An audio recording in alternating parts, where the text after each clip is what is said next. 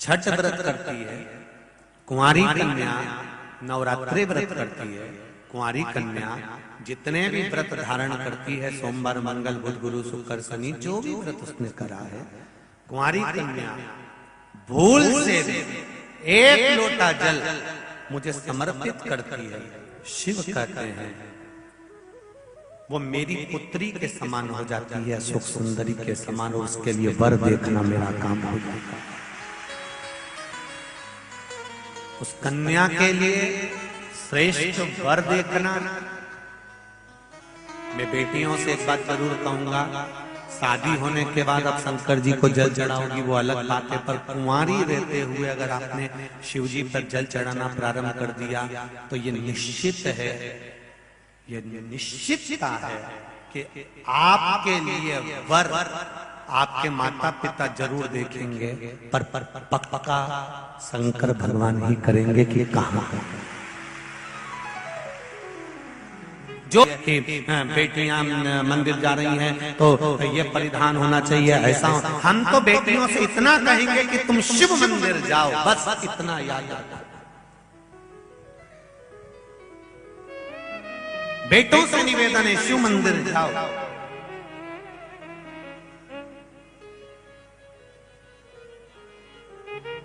पर जल समर्पित करती है तो मैं उसे पुत्री मानकर उसके विवाह की, विद्या की, उसकी उन्नति की, ग्रस्त की पूरी जिंदगी का भार मुझ पर हो जाता है।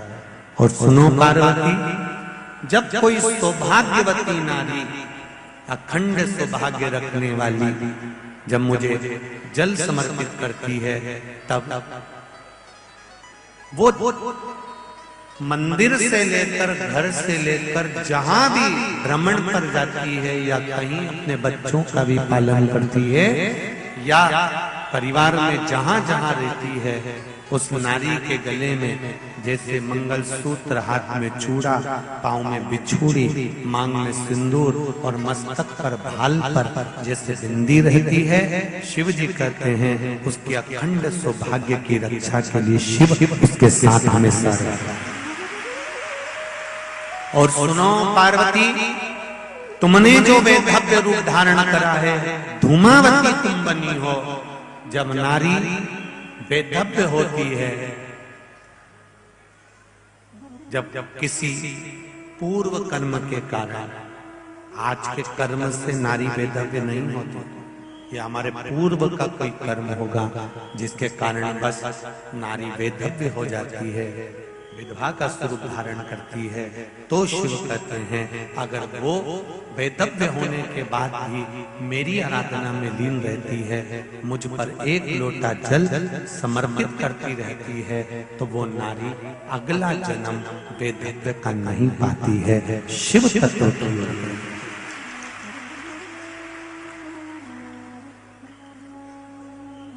उसका फिर जन्म नहीं होता, बारंबार जन्म से मुक्ति है। पार्वती, कोई पुत्र युवान अवस्था तक मेरा भजन करता है, मुझ पर जल समर्पित करता है, तो पार्वती वो मेरे ही पुत्र कार्तिकेय षडानंद जैसा विद्वान बन जाता है, गणेश जैसा प्रथम गिनती में, प्रथम गिनती। आपने अपने बच्चों को यदि सिखाया है, बताया है, एक माता ने लिखा है, अपने बच्चे का फोटो भी भेजा,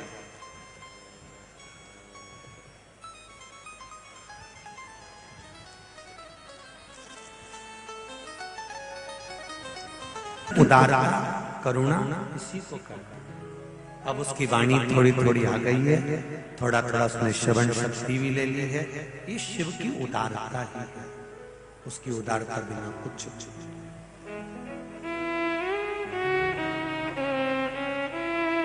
भगवान से प्रार्थना हर पल, हर घड़ी, हर क्षण कर, हर पल, हर घड़ी, हर क्षण उसको निवेदन करते रहो, उससे विनती करते रहो, उसको हर पल धन्यवाद देते रहो कि तेरी कृपा से जी रहा हूं, वरना ये कली काल संसार में जीना भी मुश्किल है।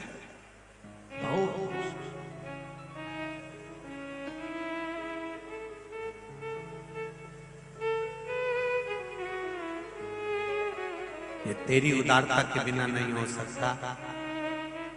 इस बीकन गांव की कथा में सेठ लोगों ने अपना पैसा लगाया होगा, दान दिया होगा, कई लोगों ने अपनी अपनी व्यवस्थाएं सेवा दी होगी, पर इस कार्य को करने में एक गुरु और है, त्रिवेणी मंडल, त्रिवेणी गुरु, जिसने जो लड़के लोग सब्जी का ठेला लगाते हैं, फल का ठेला लगाते हैं, पानी की बोतल बसों पर चढ़ चढ़ कर बेचते हैं, सिर पर रखकर सामान आदि सामान बेचने जाते हैं, हाट बाजार करने जाते हैं, ऐसे लड़के लोगों ने 7 दिन कथा में अपने अपने ठेले को घर में खड़ा कर दिया और यहाँ पूरी पंडाल की व्यवस्था में लगे।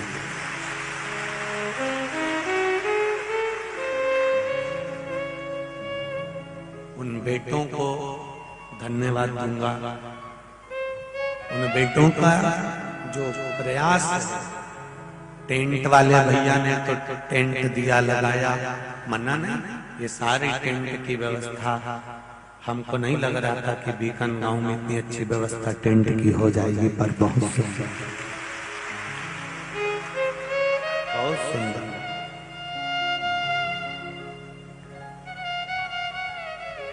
आपका भाव जो दिखा वो कह रहा, और सरदार जी आपने बहुत सुंदर टेंट आदि की व्यवस्था में ये क्रम किया है। वैसे तो संपूर्ण भारत भूमि के जितने भी सिख धर्म के भाई हैं, ये सब मेरे गुरु नानक देव का प्रसाद के रूप में है। सहज आज संपूर्ण देशवासियों को, विदेश में रहने वाले सनातनियों को परम पूज्य गुरुदेव गुरु नानक देव जी के प्रागट्योत्सव की बहुत बहुत शुभकामनाएं, बधाइयां देता हूं। पूज्य गुरुदेव गुरु नानक देव जी ने जैसा संस्कार अपने धर्म के लोगों को, सिख धर्म वालों को जो दिया है आनंद में, प्रत्येक जनमानस के लिए कि सेवा धर्म किसको कहते हैं, सेवा कर्म किसको कहते हैं, तो दिखाया है। जो बोले सो निहाल ससरिये, ये उनकी कृपा से। महाराज उन लड़कों ने अपना ठेला, अपना गाड़ी, अपना सामान एक कोने में रख दिया और इस पंडाल की सारी व्यवस्थाएं संभालने में लगे रहे। ऐसे नवयुवक बेटे बेटियां बच्चों को बहुत बहुत साधुवाद है। ये मत सोचना कि 7 दिन तुम्हारी कमाई नहीं हुई है। इसी व्यासपीठ से कहकर जा रहा हूँ, ये मेरी शिव महापुराण इस हृदय में शंकर समाहित है और आप सबके हृदय में भी शिव बैठा है। आप लोगों ने 7 दिन भले अपना व्यापार, दुकान, ठेला, गाड़ी सब बंद कर कर भी रख दिया है, फिर भी 3 महीने में ये 7 दिन के बाद का जो 3 महीना है उसका हिसाब जोड़ लेना। जो 7 दिन में नहीं कमाया होगा वो शिव ऐसे बहुत लोग लगे। ये रोड पार करोगे और तुम्हें दुकान ही दुकान मिल जाएगी। वो भी कमाने आए और अपन भी कमाने आए, बस वो धन कमा कर लेकर जाएंगे और अपन शिव का वो रतन लेकर जाएंगे जो जिंदगी भर खर्च नहीं हो सकता, जीवन भर खर्च नहीं होगा। जो दुकान पर बैठकर कमाया वो पत्नी और बच्चों के लिए कमाया, जो कथा के पंडाल में बैठकर कमाया ये पत्नी और बच्चों के लिए नहीं, ये अपने लिए कमाया है, अंतिम बिंदु तक के लिए कमाया, अंतिम क्षण। सहजता नहीं है। जो नवयुवक बेटे पुत्र एक लोटा जल शिव को चढ़ाते हैं पार्वती, वो मेरे स्कंददेव कार्तिकेय के समान और गणेश जी के समान प्रथम पूज्य हो जाता है।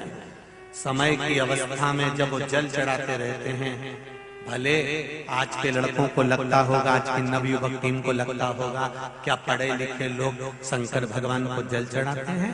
एक बार मेरा निवेदन है, तुम अगर गूगल चलाते हो, यूट्यूब चलाते हो, फेसबुक चलाते हो, तो दिन भर बैठकर शंकर भगवान के शिवलिंग की खोज करना कि ऐसा कोई संप्रदाय, ऐसा कोई धर्म, ऐसी कोई संप्रदाय हो जिसमें शिव को नहीं पूजा जाता हो, ऐसा कोई कंकर हो जहाँ शंकर ना हो। जब मृत्यु लोक में कुछ नहीं था तब भी शिव था, और जब संपूर्ण ब्रह्मांड जल में मग्न हो जाता है तब भी शिव रहता है। उस शिव को पाना सरल नहीं।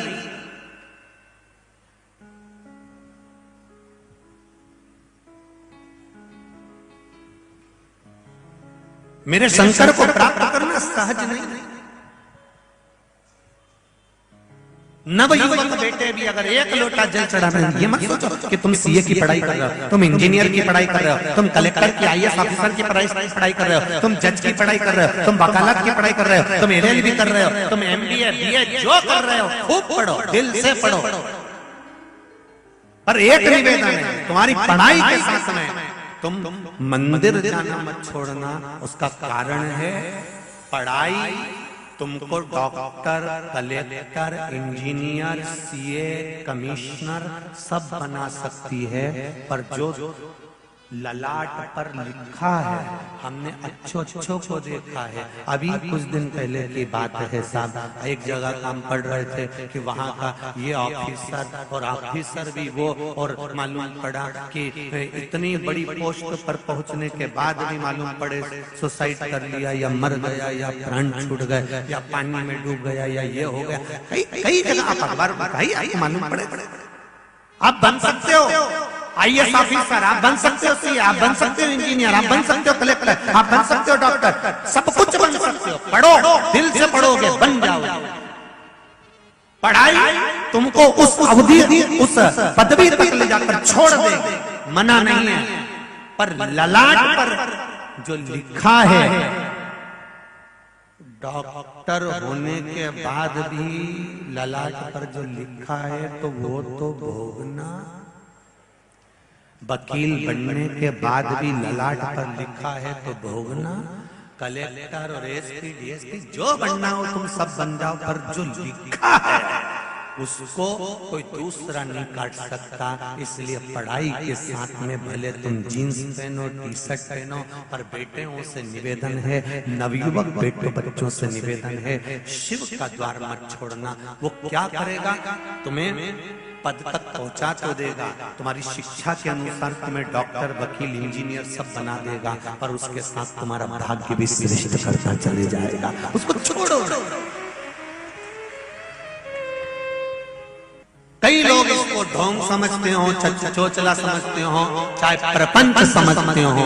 हमारा निवेदन है, ढोंग, प्रपंच, चोचला ये सब बात की बात है जब तुम अच्छे पद पर पहुंच जाते हो और तुम्हारी शादी हो जाती है, और शादी होने के बाद तुम्हारी जिससे शादी हुई, तुमने तो बड़े चाव से शादी करी थी और तुम्हें नहीं मालूम था कि ये चंद्र घंटा मिल गई या फिर जगदम्बा मिल गई, तब उस समय पर फिर किसी के यहाँ जाकर कहोगे कि साहब ये हमारे को तकलीफ चल रही है, फिर कोई कहेगा साहब अभी कुछ नहीं, ऐसा हो रहा है, ग्रह गड़बड़ चल रहा है। उससे अच्छा है अपने सारे ग्रहों को सुधारते हुए शिव को एक लोटा जल चढ़ाता है, अपने ग्रहों को सवार। सारे तीर्थ आपके चरणों में, हे भोलेनाथ प्रणाम, सारी दुनिया का सुख उसके चरणारविंद में समाया हुआ है। जब भगवान कृष्ण के यहाँ संतान नहीं हुई, 16,108 रानियां भगवान कृष्ण की हो गई, संतान ही नहीं हुई, तब भगवान कृष्ण गर्गाचार्य बाबा के पास में गए, मेरे यहाँ 16,108 रानियां, संतान नहीं हो रही है, कुछ कृपा करो। गर्गाचार्य बाबा ने कहा एक एक रानी के साथ बैठकर 11-11 दिन तक अभिषेक करो शिव जी का। एक एक रानी के साथ में बैठकर 11-11 दिन तक भगवान कृष्ण ने शंकर जी का अभिषेक करा, पूजन करा, आराधना करी, शिव जी को जल चढ़ाया। तब शंकर भगवान प्रसन्न हो गए और शिव जी ने वर दिया, सुनो कृष्ण, तुम्हारी एक एक रानी के साथ तुमने 11-11 दिन तक मेरा पूजन करा है, जल चढ़ाया है, मैं तुम्हें वर देता हूँ, तुम्हारी एक एक रानी से 11-11 बच्चे होंगे, 10 छोरा 1 छोरी भगवान कृष्ण की एक एक रानी से हुए। 1,77,186 भगवान कृष्ण की संतान शिव जी की कृपा से। रावण के दरवाजे पर पहुंचने पर भी, रावण पर चढ़ाई करने से पहले भी राम जी को समझ में आ गया कि जीतना मुश्किल है, क्योंकि शंकर का भक्त है। अंदर जो लंका में बैठा है, सोने की लंका में बैठा है, वो शिव का भक्त है। शंकर के कैलाश पर्वत को हाथ पर उठा सकता है, तो उसको निपटाना कोई साधारण सी बात नहीं है। हम तो कई लोगों से कहते हैं कि आप अगर शिव के भक्त हो, शंकर के उपासक हो, तो किसी भी युद्ध में उतर जाओ, तुम्हें निपटाना इतनी सरल बात। तो पांडव अगर भगवान कृष्ण के उपासक थे तो मंदिर कृष्ण के बनाना थे, फिर शिव के क्यों बनाए? क्योंकि भगवान कृष्ण ने कहा था, पांडव शंकर भगवान की आराधना करते रहोगे तो तुम्हारा बाल बांका नहीं हो सकता, नीचे से लेकर ऊपर तक तुम्हारा कोई हाथ नहीं पकड़ सकता, चलो आगे बढ़ो। भगवान राम ने भी शिव की आराधना करी, शंकर की आराधना करी, शिव आराधना में डूबे रहे। शिव आराधना का फल ये मिला कि लंका पर चढ़ाई भी कर गए और लंका का राज्य भी मिल गया।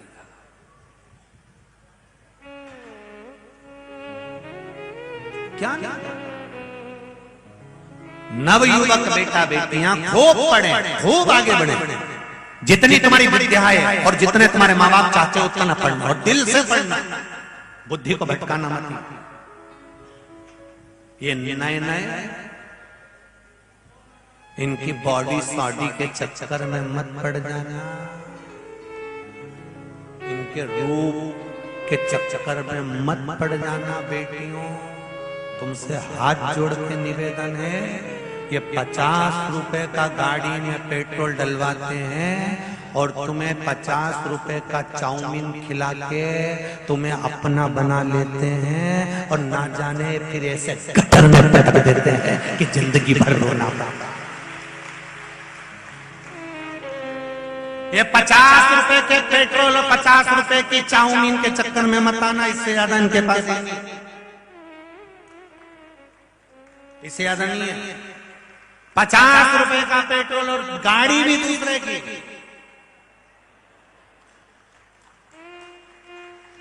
गाड़ी भी दूसरे की, वो भी किसी की सुधरने आ गई होगी।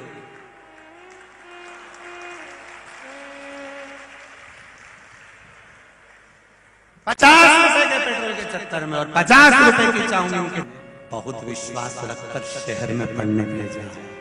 छोटे छोटे गांवों में उनके पास में जमीन भी ज्यादा नहीं, छोटे से टुकड़े में मेहनत कर कर कर मेरी बेटी को मैं पढ़ने के लिए भेज रहा हूँ।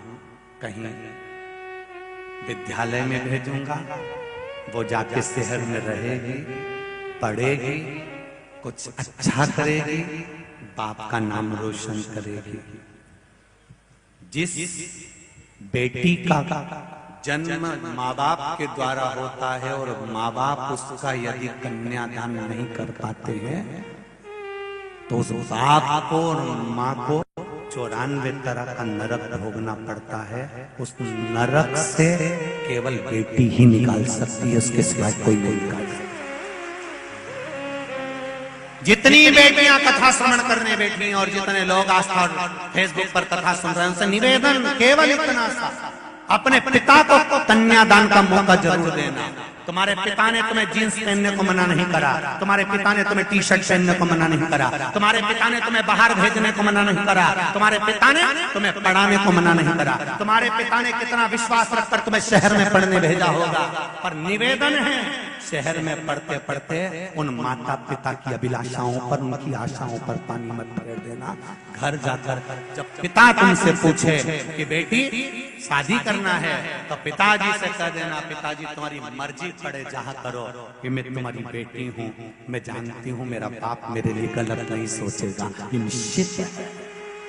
जिसने गर्भ में रखा है 9 महीना, पेट में रखा है 9 महीना, वो कभी गलत नहीं सोच सकता। माता पिता कभी अपनी बेटी के लिए गलत नहीं सोच सकते। हाँ, थोड़े दिन की चांदनी तुमको नजर आती है और तुम चकाचौंध में फंस जाते हो और अपनी जिंदगी बर्बाद कर लेते हो। वो तुम्हारे ऊपर है कि तुम्हें कैसे बचना है।